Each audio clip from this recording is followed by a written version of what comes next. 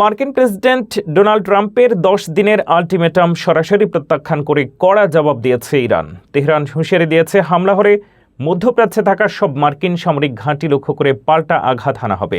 Wall Street জার্নালের report ঘিরেও উত্তেজনা বাড়ছে। পরিস্থিতি কোন দিকে যাচ্ছে জানুন বিস্তারিত রিপোর্টে।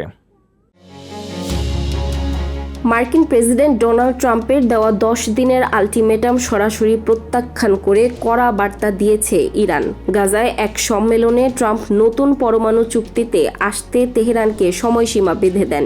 তবে জবাবে ইরান স্পষ্ট জানিয়ে দিয়েছে, চাপের মুখে তারা কোনোভাবেই নতি স্বীকার করবে না।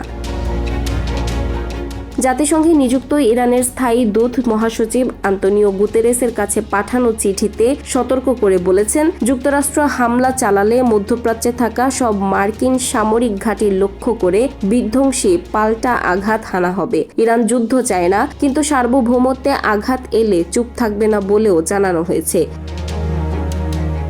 এদিকে মার্কিন সংবাদ মাধ্যম ওয়াল স্ট্রিট জার্নালের প্রতিবেদনে দাবি করা হয়েছে, তেহরানকে চাপে ফেলতে সীমিত হামলার পরিকল্পনা বিবেচনায় রয়েছে। প্রয়োজনে ইরানের শীর্ষ নেতৃত্বের বিরুদ্ধে কঠোর পদক্ষেপের কথাও উঠে এসেছে।